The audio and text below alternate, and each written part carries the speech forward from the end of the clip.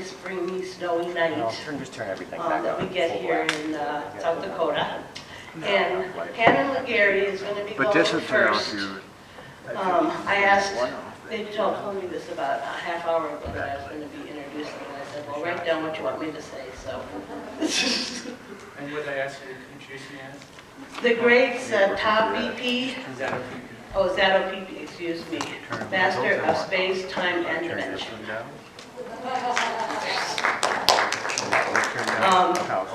Hannan is a native of northern New York, No problem. and he has 3 degrees, a bachelor's in geology from State University. at Potsdam, New York, master's from Fort Hays State U in Kansas, and a PhD from Nebraska and Lincoln, all in geology. From 1996 to 2006, Nebraska Geology Survey, mapping and classifying rocks in the northwestern Nebraska and southwestern South Dakota. And for the last 8 years, he's been working at OLC, Oglala Lakota College, and 11.2 million. Yeah. Thank you. Okay, so I'm from Potsdam, New York, born and raised, and I came out to the Northern Plains for graduate school. My bachelor's, like she said, was from SUNY Potsdam. My master's from Fort Hays State University, and my doctorate from the University of Nebraska-Lincoln. And for 10 years, I worked for the Nebraska Geological Survey, running the Nebraska State Map Program, which was a USGS-funded program where we would go out and map northwestern Nebraska and work with colleagues in southwestern South Dakota. Because you know, rocks don't stop at state lines. You have to kind of work with colleagues and go back and forth to kind of figure things out. And so we made the first detailed geological maps of the area. They'd been originally mapped by Darton in 1891, but you know, those maps, the entire Nebraska Panhandle, his map fit on an 8.5 by 11 page. It wasn't too helpful for modern application. Okay, and then and since I've been at OLC, we're basically a soft money funded department, and one of the things we use to keep ourselves funded and to keep our students busy is studying the stratigraphy, the rock layers, mapping geology, classifying rocks, and in and around the rocks that we classify and map are the uranium-bearing rocks in the region.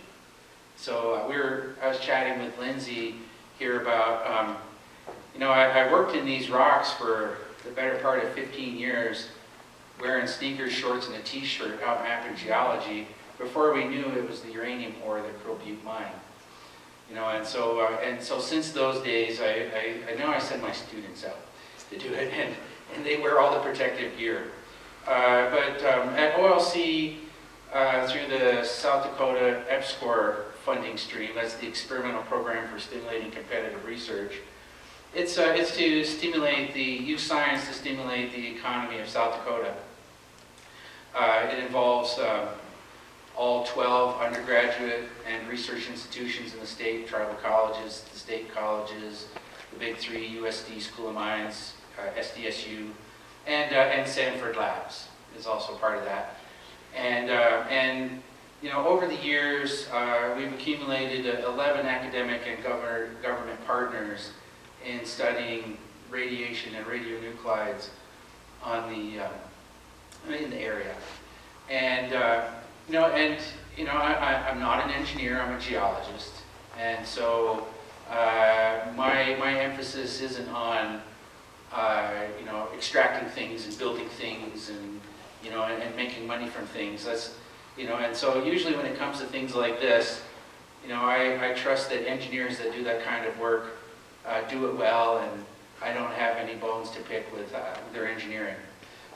Where my area of expertise is the distribution of the rocks, the contents of the rocks, including the minerals, and then in our area, water is the big limiting resource, for the economy of both Nebraska and South Dakota. So worrying about where the water is, how good the water is, and where the water goes, that's really, what it is that I focus on. And the National Science Foundation, the USDA, and the National Institutes of Health all fund this work. It's very diverse, and it covers more than just the stuff we're talking about here tonight. But in 2016, we were invited to join the Consortium for Verification Technology. The Consortium for Verification Technology is based out of the University of Ann Arbor, Michigan, University of Michigan in Ann Arbor, their Department of Nuclear Engineering and Radiological Sciences. And the Consortium for Verification Technology are the people who fly airplanes and measure radiation activity over places like North Korea and Iran.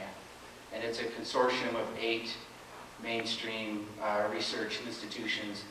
And because of our work here in the Northern Plains, OLC was invited to join up with them. That was really cool. We took a few students. Okay, so Lindsay's got a whole bunch of slides to show you.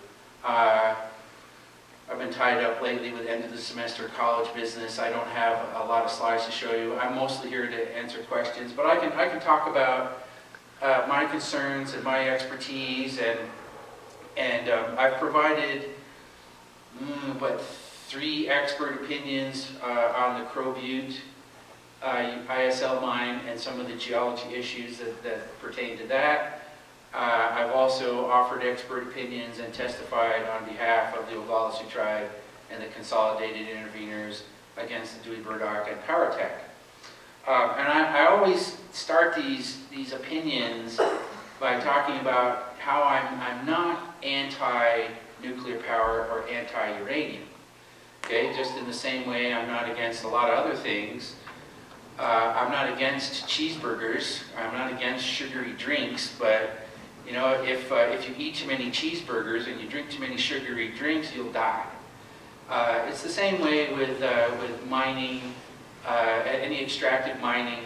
I mean, the technology exists and the scientific expertise exists to do this stuff safely and efficiently and in the public interest.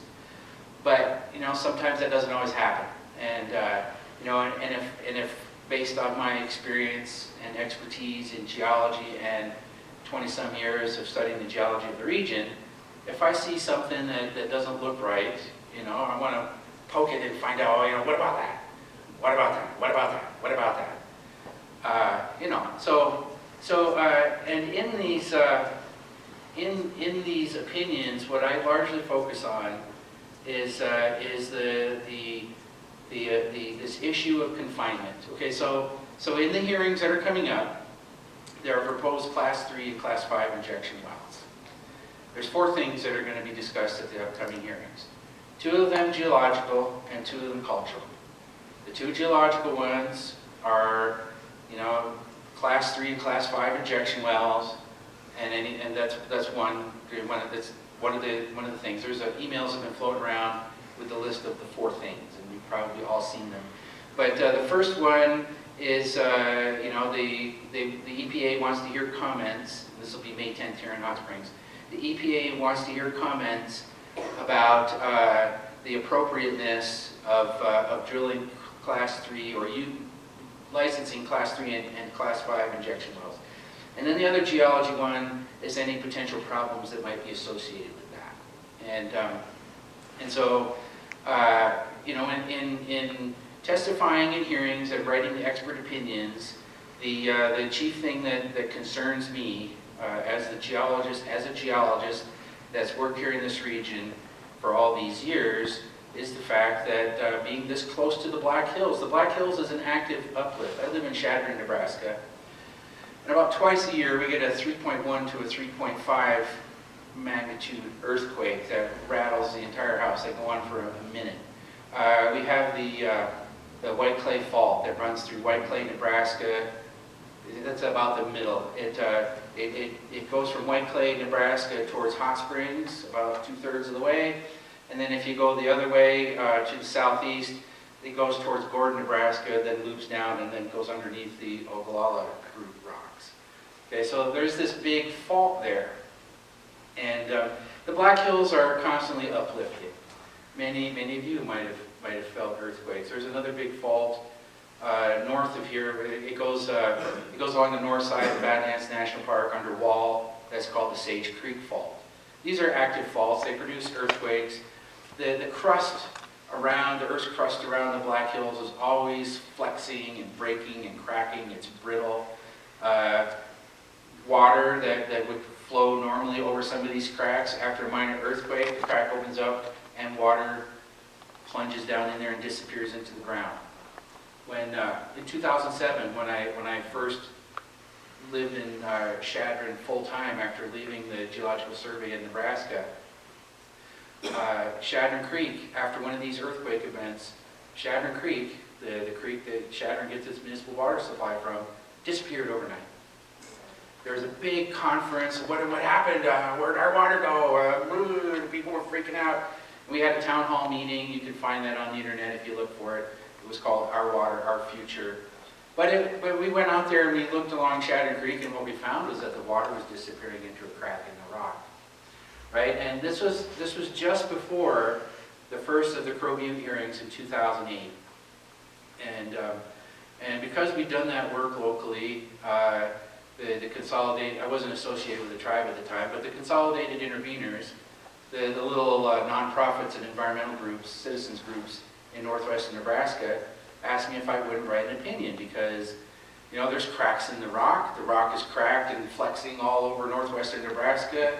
What were the implications of this for, you know, the ISL mine there in Crawford? And so I wrote that opinion that the entire northwestern Nebraska and southwestern South Dakota region is shot through with these small cracks, large sets of them, when they were brought up at the two hearings, both Crow Butte and PowerTech. PowerTech first in 2014, and Crow Butte in 2015. I mean, that wasn't contested by the mines, that yes, there are parallel joint sets, the area is fractured. There are no recognized published faults in the licensed areas for the two mines. That much is true, but my concern has always been, you know, that at any minute, you know, we're going to have one of these flexures of the crust, an earthquake from the Black Hills pooching up, and a previously closed crack is going to open, and lixiviant, or in the case of these upcoming hearings, injected toxic waste, is going to find one of these and turn up someplace totally unexpected. We were talking earlier about how far this stuff can travel over the course of a day. It's been measured in the Nebraska Geological Survey, and along the Pumpkin Creek drainage in southwestern Nebraska, we measured 1,500 feet a day. Is how fast contaminated water can go through one of these cracks. That's in 4 days, it's over a mile away. In 8 days, 2 miles, right? And you know, and over the course of a year, scores of miles. And of course, these things happen underground, and you don't see them until, of course, it gets someplace. It comes out your well, comes out your stock tank. It gets into a nearby waterway, and then it's loose on the surface. So this has been the crux of my contentions, and I'm telling you all this up front so that when I open it up for questions ahead of Lindsay's talk, I mean, you can ask some questions, and really that's what's going to drive this for me anyway. And usually when we're talking about cracks in the rock, right? Every licensed uranium operation has a responsibility of mapping this stuff. They go out and they look in the literature and they walk their site and they look for faults and they map them and they put them in their license application, right? So, but my experience has been that usually the first thing that happens is people look to the scientific published literature and find published or previously mapped faults, and then don't necessarily do the basic legwork to go out and find them on their lease, right? And so if there isn't a published fault on the property, then it's never an issue. And in the case of the Crow Butte ISL mine in Nebraska, you know, they'd had their lease fenced since 1989, right? And so, you know, they're not going to let somebody like me onto their lease area to poke around and find a fault that could possibly be fatal to their relicensing. I mean, now I wouldn't expect that they would. If I was them, I wouldn't. But then in the case of the Dewey Burdock mine, that was a different situation. In the hearings in 2015, and this next bit is probably the important point that I want to make throughout my whole presentation here. That before these hearings, the licensee is required to provide copies of all the information they have about their site to interveners and regulators, so that there can be a second or third pair of eyes, sets of eyes, with different biases and perspectives, looking at the data. So when Dewey Burdock got all their data, boxes and boxes and boxes of data, well logs, driller's notes, all this stuff, right? They get all that, and then they plan their mine, and they put together their license application, and then they submit it 10,000 pages to NRC. We all got to read all that. But then at the last minute, they got some data, and this is all in the published record. You can go to the Nuclear Regulatory Commission website, to the Adams database, and you can Google, or you can type into the database. It's a search engine. You type in there and you say power tech data, and you'll get summaries of it. You'll get the decisions and the opinions and everything. And if you want, we can set you up with that. We could even do it right from here if you like. But since the data was late in coming and the interveners didn't get a chance to look at it, myself and 3 students were given 3 days to look at it after the initial hearings. So we went to the Power Tech offices in Edgemont, and we found the 26 bankers' boxes full of well logs and driller's notes. Right. So a minute ago, I mentioned that, you know, I have a lot of respect for engineers, and I know they know their business. So the E-logs and the resistivity logs, they're electronic devices lower down the hole to tell you where the sandstone is and where the uranium is. I wasn't interested in those. They know their business. I didn't expect to find any problems there. Instead, what we did is we looked at the driller's notes. And because we looked at the driller's notes and ignored where the uranium and sandstone were, the radio station said I wasn't a real geologist anyway. That's fine. But so we looked at the driller's notes, and what I wanted the first-hand observations of the people drilling the holes. And what we found in those first-hand observations of people drilling the holes was that a lot of the holes weren't properly plugged. They were plugged by dropping a fence post down the hole. A lot of the samples that they collected weren't good because they backed up and squashed them. Right? And so then they had, you know, maybe it was this, maybe it was that, we don't know, because we drove over it. Some of the holes that they drilled had geysers come out of them, artesian water. Some of the holes that they drilled into a cave and lost equipment down the hole and had to abandon it. And of course, if you drill into a cave, you know, you can't just fill up a cave system with grout like you would, like you're supposed to plug a hole. So they just left them and, you know, and buried them. And this was all in those drillers' notes. And there were some notes. I mean, these notes weren't taken by the Power Tech people.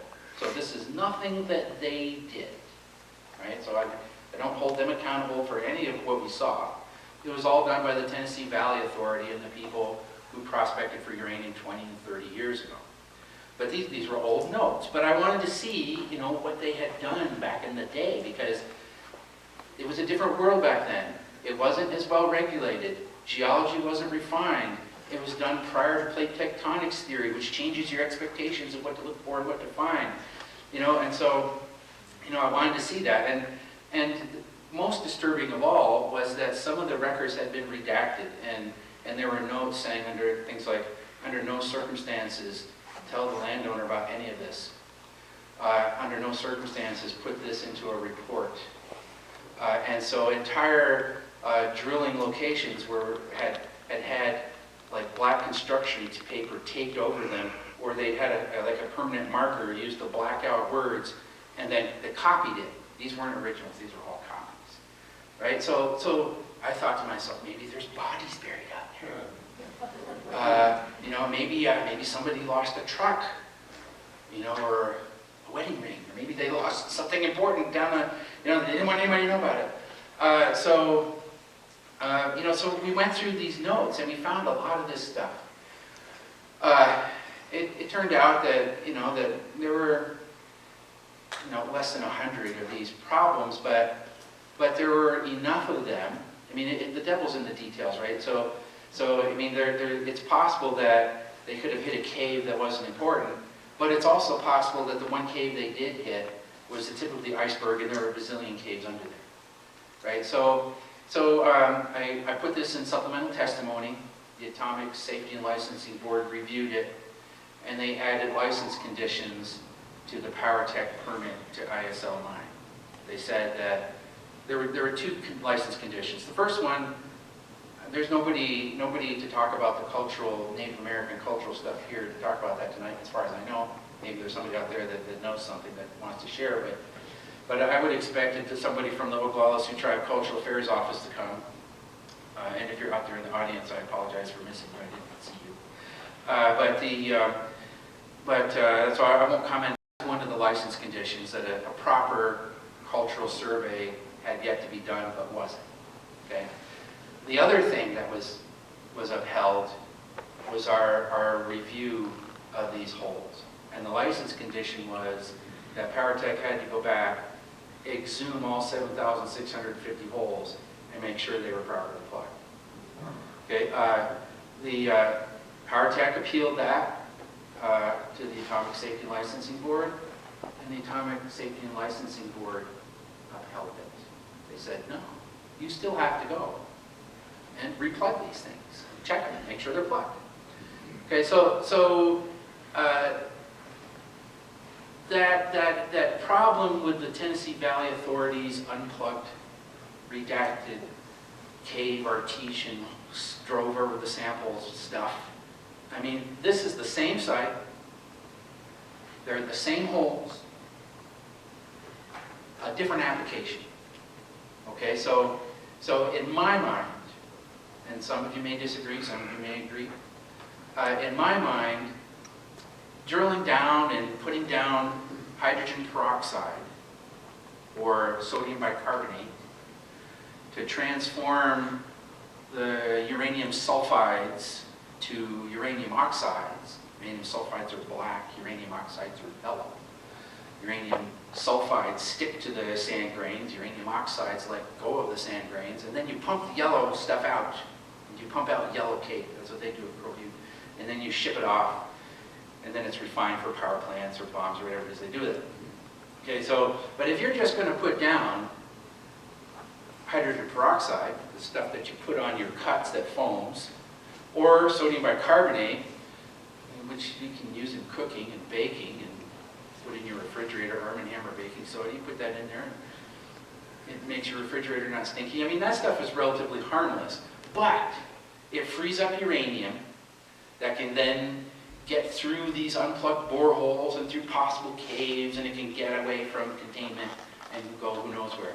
Okay, so now we're talking about pumping down toxic waste. And we're talking about pumping down toxic waste for a decade. And, right, so that, to me, that raises the same red flags as before. And apparently, the Nuclear Regulatory Commission's Atomic Safety and Licensing Board agrees with me. I mean, if you've been to any of their hearings, clearly they're not neutral. They're an advocate for the uranium industry. During the hearings, it's me and Lindsay and Mike Wireman and Dave Kramer sitting on one side of the room, and 50 people sitting on the other side of the room.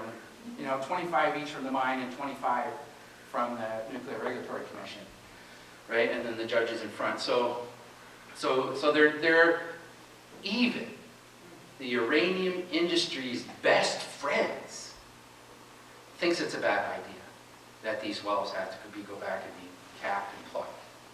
The way they're plugged normally is you take a really runny cement and you squirt it in and fill up the whole hole and then cap it. If done properly, it's a barrier to fluid migration up, down, and sideways, and it's fine. But if it's left open, there's no barrier. It's like a colander, an open pore space where fluids can migrate up, down, and they can migrate from where they're supposed to be. They can migrate up the hole to someplace they're not supposed to be, and then they can spread out sideways. You can go to the internet and you can Google geology, Southern Black Hills, and you can find the United States Geological Survey publication that shows where the water in the Minnelusa aquifer, where this toxic waste is supposed to be headed. You can find maps of how this water flows underground. And south of the Black Hills, it flows from west to east. Right? Dewey Burdock is west of Hot Springs. That water, if that stuff gets loose in cracks through these unplugged holes, whatever it does, it's going to flow from west to east. And it's going to flow right past Edgemont. It's going to flow right past Hot Springs. It's going to go right to Ulrichs. And the tribe's interested in this because, in a decade it could be flowing right into Oglala, Lakota County, right onto the reservation. Right? And so we have concerns about it. I mean, this is a decade-long project. It's nasty stuff. Class 3 and Class 5. Lindsay's going to talk all about that. But just that one piece of information, that this stuff is going to flow from west to east, should have everybody in this room that lives here concerned. Whether you have a well in the Minnelusa or not, if you have a well in the Minnelusa, you may be affected sooner rather than later. But if you have a well in any of the aquifers, it's very likely, very, very likely, that these open holes, the caves, I saw that the drillers talk about faults bisecting their holes. Even though they're not named and put on geological maps, there's all kinds of little ones. I mapped for the Nebraska Geological Survey for almost 20 years. 10 years as a professional, as a research geoscientist, and then 9 years prior to that as a graduate student. And our convention was that if there wasn't 5 meters of offset, we didn't map. Because in some places, if you map every crack, that's all you have. It's just a map all full of lines of cracks, and you can't see anything else, right? So we had like a threshold if something was going to be a mappable fault or not. So I guess you could say we ignored minor faults and we mapped major ones. But this is a different game. We're talking about fluid migration. You don't even need a fault. All you need is a crack with no movement at all. And those things are all over the place. You live here in Hot Springs. There's rocks all around you. Driving from Highway 380, from 385, I came up from Chadron, taking 385 into town. As we passed that one angled outcrop coming into town, I looked over to the right, and there were cracks that could transmit lixiviant and toxic waste and all that stuff right there in that rock outcrop. You look at those benches and those cliffs there coming into town, they're all faulted and fractured and it's all busted up. And, look at it. It looks like that on the land surface. It looks just like that underneath. Those cracks go all through this. This is not a good place because of the faulting and the fracturing to be mining. Right? So I look at it from the standpoint that, okay, money is fine. People want to make some money. I get that, and everybody has the right to make money. But I think about the social conscience of it. Right? So to me, in my mind, 80 jobs at Crow Butte does not justify poisoning the water of 35,000 people downstream. If it was 80 people having their water poisoned, well, then we could have some kind of contest. 80 that are making money, and 80 who are losing their water. They can tug of war, they can arm wrestle, play checkers, something to decide who wins. But 80 people having jobs and 35,000 people poisoned for uranium that goes to Vancouver that's then shipped to China and India. It's not even used domestically. You know, it doesn't make sense to me. And neither does this idea of just because you have control over some old wells that aren't safe, and you're looking for a way to make money off your lease somehow. I mean, injecting toxic waste down there is even worse than mining uranium. At least when they mine uranium, they maintain suction on the system and things don't migrate as easily. That's not going to happen with these injection wells. They're going to inject it down there. Sometimes these things get what's called overpressured, and it forces the stuff out. And when these disposal wells get overpressured, ask anybody who lives in an area where fracking is going on, because that's essentially what it is. You're putting liquid under pressure in a fractured area, and you end up with all these minor earthquakes and everything shifting around.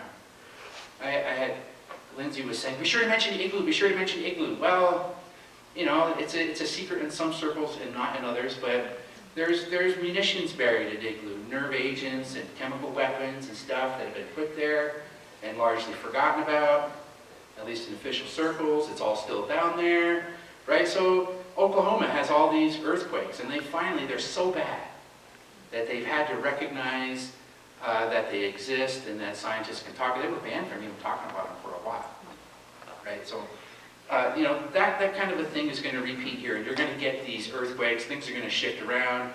Those of you that have working wells may lose access to your water. These cracks that can supply your well with water, they're open now, but with the next uplift of the Black Hills or maybe a little bit of earthquakey fracking thing going on, they can close up and your water goes away. Just like Shadron's water supply went away in 2007. Okay, so I think I'm largely out of gas. I've talked until I can't think of anything new to say. So rather than repeat myself, in case you've noticed, I've closed my eyes so that I'm not distracted by, I was at a scientific conference. You don't expect this to ever happen at a scientific conference, but I was talking with my eyes open, and one of the scientists was in the back picking his nose. And I laughed, and I completely forgot what I was going to say. And I still had 12 minutes to go. So I talk with my eyes closed. But I'll open them to recognize you for questions. If anybody has any. Please. What about dust from the mines? Dust? The dust that has uranium particles in it. That's called fugitive dust. Okay. It's a big issue. I live in Shadron, and when I travel to places like Rapid City and Hot Springs and Spearfish, and I get out of my car, I smell pine trees, and it's awesome. When I get out of my car in Shadron, I smell the suspended dust. Just dust. A little bit of geology as a background. The Badlands areas are all volcanic ash. They're the source of the dust. All that Badlands sediment, 1,400 feet of volcanic ash, all has uranium in it. That's the source of the uranium for all these mines around here, is the Badlands rocks. So the Badlands rocks is volcanic ash that came out of a volcano. It comes out of the volcano, and it settles on the land surface, but because it came out of a volcano and was super hot originally, all the water is driven out of the chemical structure of the silica and all these other minerals, but they really like water attached to them chemically. They all have positive charges and hydroxyl ions. The OHs have negative charges, and you get a bunch of those. And so the minerals like to absorb water. They're called hydrophilic. So the volcanic ash comes down and settled on the land surface 40 million years ago, absorbed a lot of water, melted, released its uranium. The uranium went as far down as it could before it hit something like a barrier, like the Pierce Shale, got into some sandstones and couldn't go any farther, and now it's there to be mined. Right? So all that volcanic ash that's out there is still hydrophilic. It still likes to absorb water. When it gets wet and absorbs water, it wants to give off zeolite minerals, clay, and uranium. Your lungs are wet. So the volcanic ash going into your lungs is a low-level nuclear hazard. Your lungs are filling up with radionuclides, alpha emitters. Right? because there's this dust in there. Okay, so the open pit mines, though, take the concentrated dust and the concentrated uranium, and of course that blows around. Now, how much of that does any one person, let's say in Chagrin, with all the dust in the air, are they getting dust from mines in Edgemont? Are they getting dust from Badlands National Park? Are they getting dust from Toadstool Park? Are they getting dust from the Riley Pass mine in Harding County, South Dakota? That's the abandoned uranium mine. That's probably the worst one in the area. Nobody knows. But at OLC, it's a big enough problem that South Dakota EPSCoR gave us $100,000 to buy an air sampler that's going on our roof. And we're going to test it and see. We have a Venezuelan geologist, a chemist, Dag Sandoval.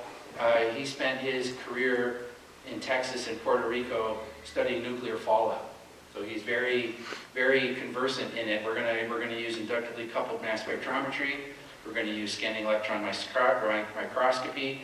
We made a deal with the South Dakota School of Mines to use their alpha spectrometer, their beta spectrometer, and their gamma spectrometer. So we're going to be able to measure all three kinds of radiation.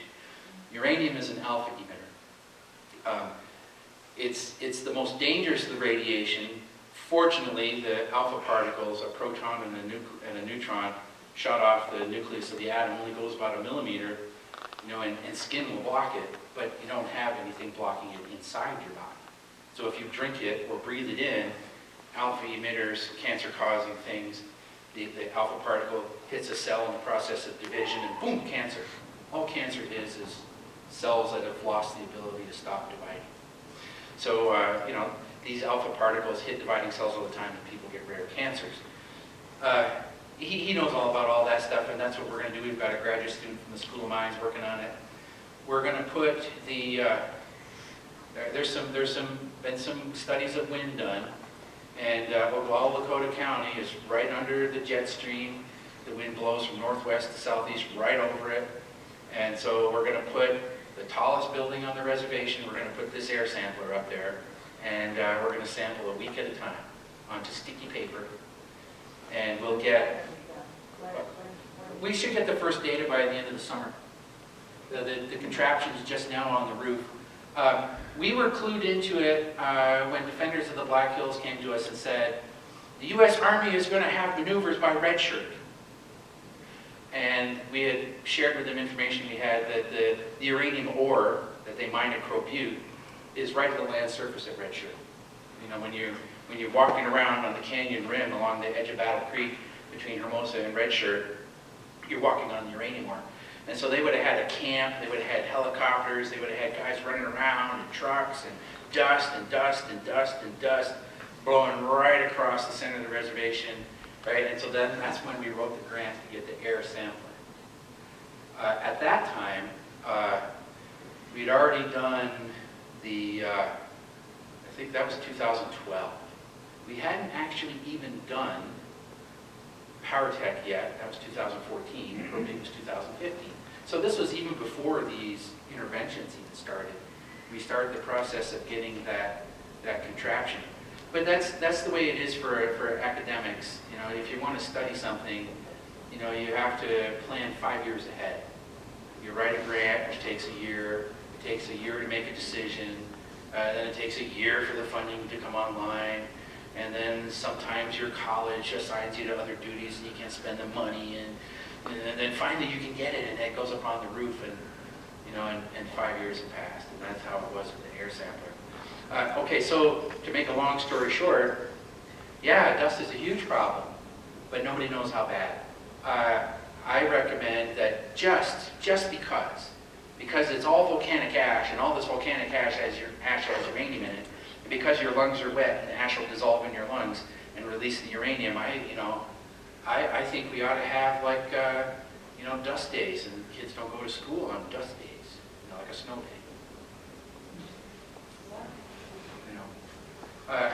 What were people doing back in the Dust Bowl days? Breathing that crap in? That a few lungfuls of that. And if you're curious, I'm on the reservation, and in Rapid City, I test the uranium, I test the background radiation of all our college centers. A chest X-ray is 15 micrograms per hour of a dose. Your radiation is a cumulative dose. Your body doesn't process uranium you know how people talk about water being purified, you know, and you can drink it after it passes through 30 feet of sand, you know, and it filters it out, and it's naturally filtered. You know, bottled water companies try to sell you that all the time. That's not true. It doesn't, because you know there's a lot of stuff in the water that won't come out stuck to a sand grain. You know, it's the same as radiation. It builds up in your body. I won't go to uranium outcrops anymore. I've had 15 years of running around on uranium ore outcrops in shorts and a t-shirt. I didn't know it was uranium ore at the time, but now I do. And I've calculated the dose that I've gotten, and I don't want to do that anymore. A chest x-ray is 15 micrograms per hour, but typically, you know, sitting in a room like this, the local background radiation, I've never measured it in this room, but I have measured it, you know, other places, and like in Rapid City, in downtown Rapid City, it's from 11 to 23, depending on which way the wind is blowing, micrograms per hour. So just by living in Rapid City, you're getting a chest x-ray an hour from natural radiation. So, why would anybody, you know, go out in a dust storm and breathe all that? It's building up in your body, and you can calculate it. When it reaches, you know, 1 rem's worth, microrems are 10, you know, small fractions of a rem. But it builds up, and when you've reached 1 rem's worth, then if you got it all at once, you die. If you get it slowly over a lifetime, your chance of having cancer is about 100%. So why do that? In the area we live in, we can't completely escape radiation. It's omnipresent. It's everywhere. But what we can do is we can calculate the risk for ourselves, and we can limit our exposure by, you know, avoid the rainbow overlook at Badlands National Park. At the rainbow overlook, the red and yellow that you climb around on that's so beautiful, that's the uranium ore, and the rocks just below. Right? So, why? I don't go there anymore. Why would anybody want to do that? And likewise, you know, why would you want to let somebody inject this nasty stuff down underground when there's a chance it could get into your water supply, even a little? You know, that to someone like myself, I marched for science on Saturday. What do we want? Evidence-based research. When do we want it? After peer review. You know, it doesn't make sense to me that you know, that the evidence is there, the risk is there, it's significant. The consequences are not good, right? So why do you want that? Is it possible that someday, somewhere, somehow, somebody will figure out how to go back to Dewey Burdock in 30 years and fill up all the cracks and, you know, and mine uranium safely? Maybe, probably, but not now. I mean, if you're a Star Trek fan, they use transporter technology to just beam the uranium. That would be awesome. With quantum physics, that could be just a few decades away. Why? There's plenty of uranium now around. We don't even use what we mine in this country. We export it all to Canada and then overseas. This radioactive waste that could possibly, that's the subject of these hearings here in Hot Springs on the 10th, and what we're here to talk about at Dewey Burdock, you know, that there's better places to inject that stuff. Places that don't have faults and fractures. I mean, the Tennessee Valley Authority abandoned the place. They figured it wasn't commercially viable. There's no uranium here to get. And there's problems. They knew there were breccia pipes. They redacted some of the information in the data we saw. They knew they plugged it with fence posts. They knew there were things they couldn't share with people, so they blacked it out and made copies and stashed it, and then sold it to Paratech. So they knew about all these problems, and they abandoned it. You know, the technology isn't that different. It's not that improved. You know, so, you know, if the Tennessee Valley Authority, which runs power dams in Tennessee, nuclear plants in Georgia, you know, they have engineers, they abandoned it. So TVA abandoned it. NRC and ASLB said it's a bad idea, even though they're advocates for the industry. You know, switching to a different agency, trying to get a different result, you know, I don't know. I'm not comfortable with it. That's why I'm sitting here talking to you guys today. I don't think it's a good idea. Where's the injectate going down Crawford? In Crawford, they don't inject all of it. They have evaporation ponds. So they spray it up into the air. Some of it blows across the cows, but some of it goes into an evaporation pond. Okay, they just got a permit for a deep disposal well in southern Sioux County, Nebraska. So that's where their overflow. But what they can't do in the pond, if they get too much, they have some production units in restoration phase, and so right, so then they're pumping them and flushing them and getting out radioactive stuff and having to dispose of more than usual. When you're producing, your system can keep ahead of it. But when you're trying to restore the water to the way it was originally, there's a lot of contaminated stuff to move around and get out, and then they want to store that deep. That's in southern Sioux County. I would argue that that's no better, although they want to put it into the Pierre Shale and other shales like the Pierre. Pierre Shale is 2,000 feet thick. You know, it's possible you can put some of that in there, and it's less bad. I mean, it's not an aquifer like the Minnelusa here. The Minnelusa here, water flows through the Minnelusa. It flows from west to east. The Pierre Shale is an aquicluge. When you put anything wet in it, it puffs up, it swells, and seals itself. So liquid chemicals don't escape from shales too easily. It's a better circumstance than we have here. I wouldn't have chosen, if I was going to dispose of stuff, I wouldn't have chosen the Minnelusa. You know, I think the Minnelusa was chosen because the wells already went there, right? So if you've got TVA wells that go to the Minnelusa, well, just get an exemption for the Minnelusa.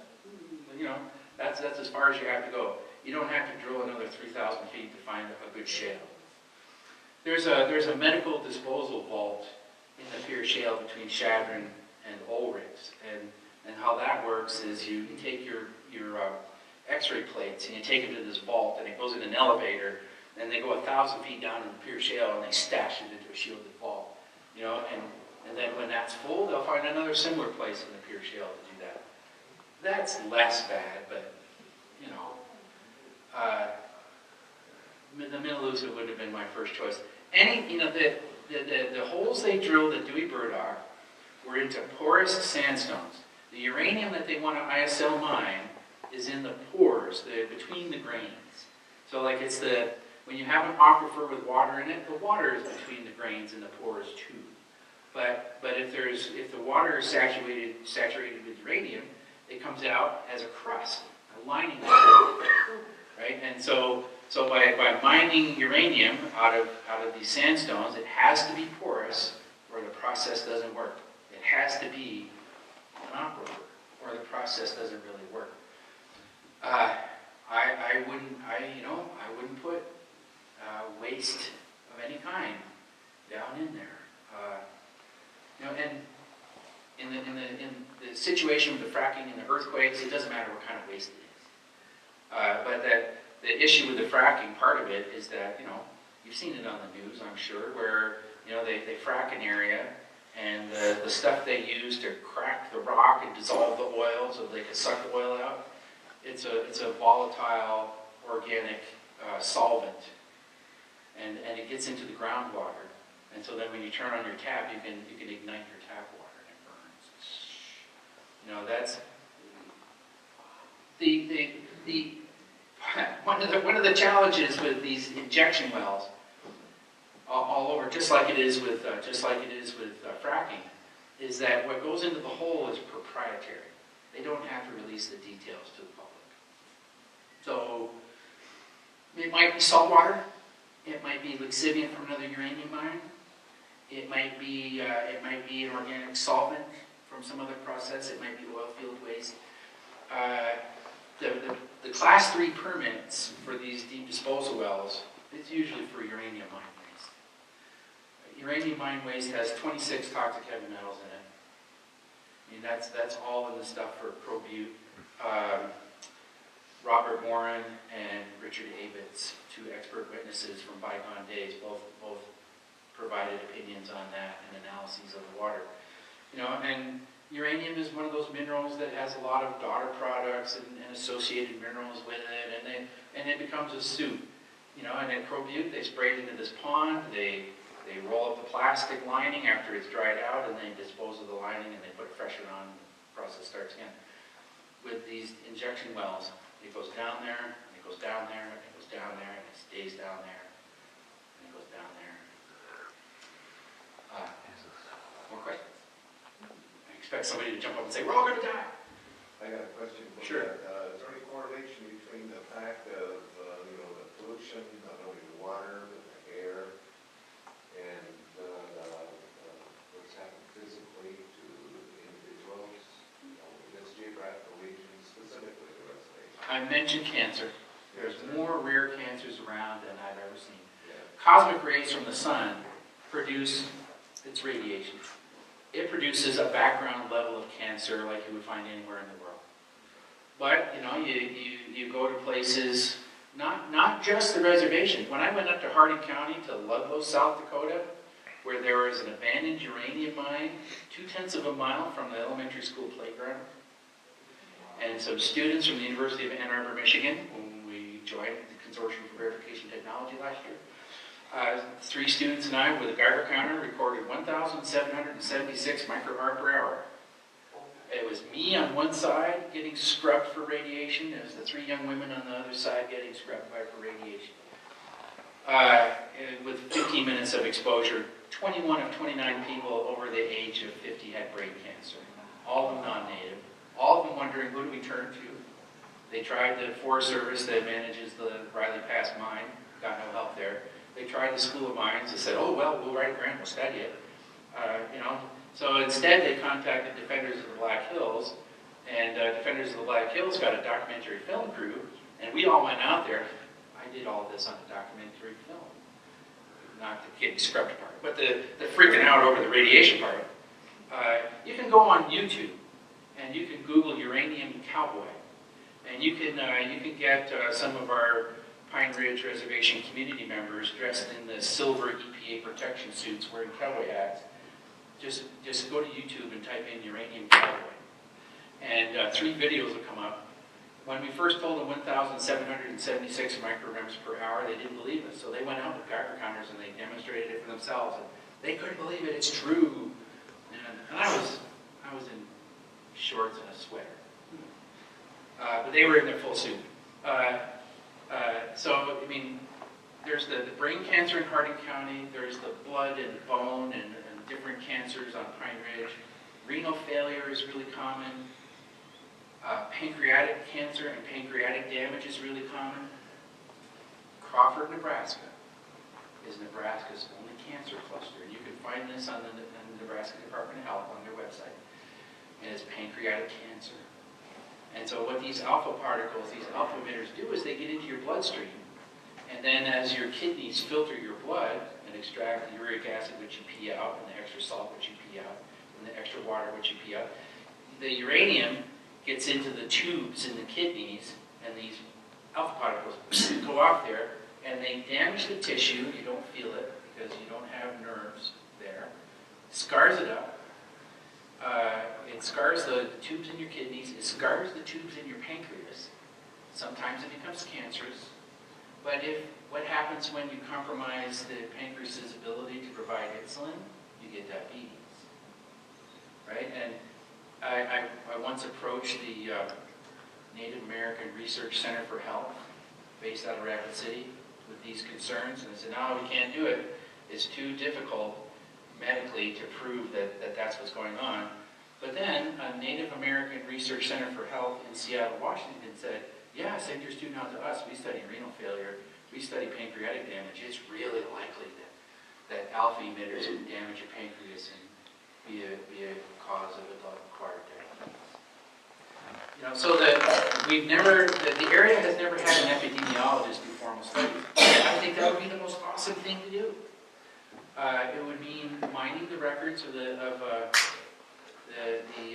IHS, and it would mean mining statistics from people like the South Dakota Departments of Health, the Nebraska Department of Health, and that should be done. I know that the Northern Plains Tribal Council, Tribal Chairman's Council, Tribal Chairman, they hired one of our students to work on a database like that once. And it went on for a year, and I don't know what the results were. But it would be nice to know. I try to get students interested in health sciences to work on this all the time. We're struggling right now to map where the uranium is. I wouldn't say struggling. I'm one professor at a tribal college with 3 students, you know, in an area the size of Connecticut to try to figure out. It's just slow. We'll get there eventually, but it would be nice to be able to get there sooner. There was a question way in the back, red hat. I got a question for you. With what happened in Flint, Michigan, with all that toxic water getting into the river, is that a possibility that could happen here with our aquifers? It would be different kinds of minerals, but that's the kind of thing we're talking about. Flint, Michigan, right? We're here talking about whether or not it's a good idea to put in a hazardous waste injection wells, right? Just the idea that it's hazardous waste being injected into the ground, it's pretty clear what's going on. The issue in Flint, Michigan is that it was their municipal drinking water, which everybody assumes is safe. I mean, how many of us, when I turn on the tap, it's 4 o'clock in the morning, I'm thirsty, I get up in the middle of the night to let the cat in, get a drink of water. I don't stand at the sink and ponder, is this safe or not? I assume that the engineers that run the water supply have done their job and it's safe. So I drink it. That's what the people in Flint did. And they did it for a long time. Lindsay's from Flint. She can tell you all about it.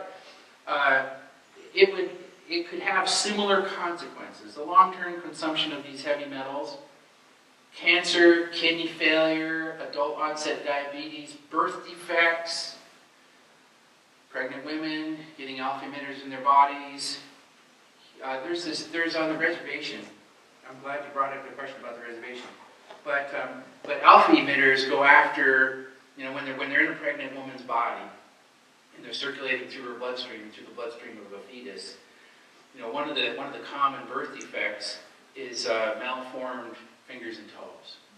Little tiny fleshy bits in the process of growing, and then that alpha particle, like a little bullet, dings it and it stops, right?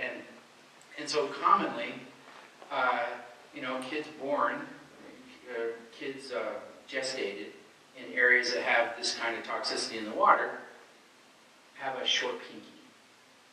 And I was with one of my first uranium students, Elisha Yellow Thunder, and we were at Evergreen, South Dakota, and we were on a field trip with school kids, and I came back on to the school bus, and on their own, they were having a shortest pinky contest.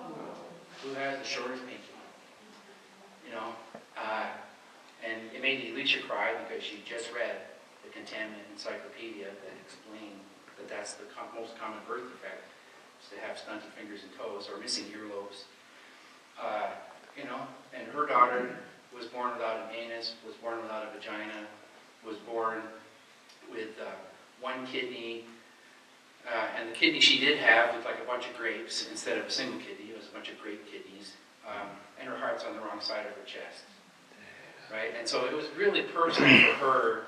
That's why she got into uranium studies in the first place, because she felt like she'd betrayed her daughter somehow, but nobody knew. Well, she bears no responsibility at all. But she made it her mission to find out more. She's in both that film from Harding County and in Crying Earth Rise Up, the more recent one that's been on public TV. So the for working on the reservation and seeing all the cancer and seeing the birth defects and the short pinkies, you know, there's it makes me think that, you know, why, you know, once you know, you can choose for yourself whether you want to go forward and expose yourself and your loved ones to this stuff. And it's my role, you know, to share what I know about this stuff. Ma'am, you had a question before, and you had a second question. You're next. When you were talking about all of the chemicals within uranium, the heavy metals, is arsenic also are heavy in arsenic because of the pure shale.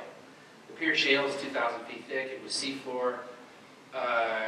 It makes a black shale that smells oily. Oil shales are the same way, like in the Bakken. But you can smell the hydrocarbons in it. That hydrocarbon is from all the dead plankton. When that plankton sank from the ocean surface at 65 million years ago, sank to the sea floor, there was no oxygen down there, so the decomposers, the bacteria that eat the dead stuff, all that plankton, they poop arsenic, right? And so they poop arsenic, and that's where the arsenic comes from. Bacteria poop. We were watching bacteria poop, Sarah. It's awful. We're all gonna die.